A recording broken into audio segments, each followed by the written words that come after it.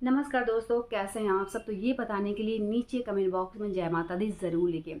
बात करते हैं नवरात्र के बारे में। 15 अक्टूबर से 24 अक्टूबर का जो समय है ये नवरात्रि का समय है।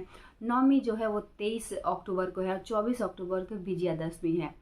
लेकिन नवरात्र को लेकर थोड़ा सा मन में डाउट ये लगा रहता है कि 15 अक्टूबर के नवरात्रि स्टार्ट है, लेकिन 14 अक्टूबर तक क्या है, पितृपक्ष का समय है, लास्ट पितृपक्ष है, यानी सर्व पितृ अमावस्या है। तो आपको बाल कब धोना है, सफाई कब करना है, या फिर मंदिर का जो हम लोग सफाई करते हैं, घर का सफाई करते हैं नवरात्र के समय, तो ये क्या अमावस्या में आप कर सकती हैं। मंदिर का सफाई क्या अमावस्या में कर सकती हैं।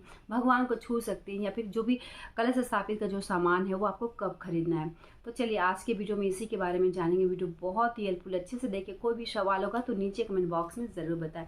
मैं कोशिश करूँगी कि जल्दी से जल्दी मैं रिप्लाई दे सकूँ। अब बात करते हैं अमावस्या के बारे में। सर्व पितृ अमावस्या जो कि 14 अक्टूबर के है। इस समय जो हमारे पूर्वज है, जो पितृ लोग हैं, वो लास्ट यानी इसी दिन यानी विदा लेकर 14 तारीख को चले जाएंगे। तो ऐसे में जैसे मैं बहुत सारे आपको बातें बताती रहती हूँ कि पितृपक्ष के दौरान क्या करना चाहिए, दान पुण्य स्नान ये सब बहुत ज़रूरी है।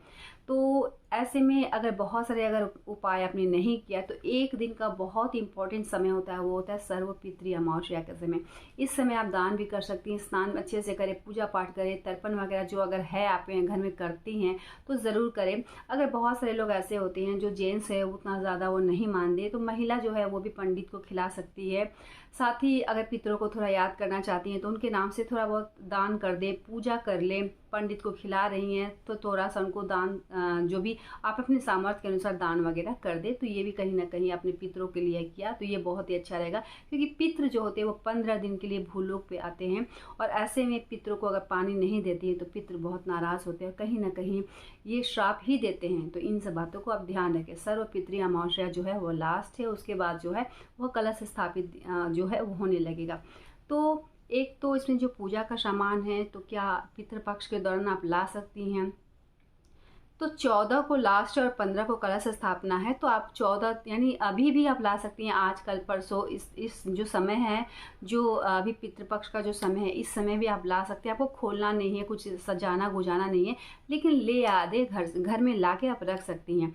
दूसरा जो है कि अगर पूजा के रूम की सफाई हो, घर की सफाई हो, तो ये सब भी आप कर सकती है। पूजा रूम भी सफाई कर सकती हैं, क्योंकि 14 को जो लास्ट अमावस्या आप चाहिएगा कि अमावस्या का बात करें, और कलश स्थापित के दिन आपको करना है तो समय इतना ज़्यादा नहीं रहता और काम बहुत ज़्यादा रहता है, और कलश स्थापित का एक शुभ मुहूर्त भी होता है।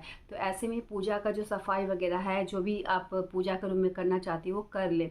करना क्या है उपाय के तौर पे आपको, तो जिस दिन अमावस्या खत्म होता है और कलश स्थापन का जो दिन होता है, प्रतिपदा का जो समय होता है, तो उस दिन गंगा जल लेके पूरे घर में छिड़काव ज़रूर करें। पूजा रूम हो, किचन हो, या फिर पूरे रूम का जो आपका छिड़काव कर रहे हैं, इससे क्या होगा, एक शुद्धिकरण हो जाएगा। जो नेगेटिविटी था, जो अमावस्या का या पितृपक्ष का जो समय है, वो उसका जो नेगेटिविटी था तो वो समाप्त हो जाएगा। तो ये काम ज़रूर करें। अगर घर में नहीं है आपका गंगा जल तो पहले से भी आप मंगवा के रखें। दूसरा बहुत ज़्यादा इम्पॉर्टेंट काम करना है ये कि पूजा रूम में जाकर ये ज़रूर देखें कि कोई खंडित मूर्ति है या फिर नहीं, या फिर कोई पुस्तक। कभी कभी ऐसा होता है कि हम लोग कोई चालीसा पढ़े, जैसे दुर्गा चालीसा भी पढ़ना है, तो दुर्गा चालीसा का बीच का जो पढ़ना है वही गायब हो जाता है, पता ही नहीं चलता है। तो पहले से आप लिख लें आपको क्या क्या करना है, कौन कौन सा चीज़ खरीदना, कोई आसन है या फिर भगवान का जो आसन होता है, माता की चुंदरी होता है, तो ये सभी कटा फटा जो भी सामान है उसको हटा दे और नया से कुछ थोड़ा सा ही, यानी बहुत ज़्यादा आपको पैसा नहीं लगाना है, लेकिन जो कटा फटा जो खंडित मूर्ति वगैरह है वो सब हटा दें। तो अभी का समय है, आप ये सब कर सकती हैं, खरीद सकती हैं। जो भी खरीदारी वाले सामान है या पूजा पाठ से संबंधित जो भी सामान है वो आप खरीद सकती हैं। खुद के लिए नया कपड़ा वगैरह जो होता है पितृपक्ष के दौरान नहीं खरीदा जाता है, लेकिन पूजा का जो भी सामान है वो खरीद सकती हैं। ठीक है। अब बात करते हैं कि कुछ ज़रूरी ऐसी चीज़ होती है जो कि अपने लिए खरीदना है।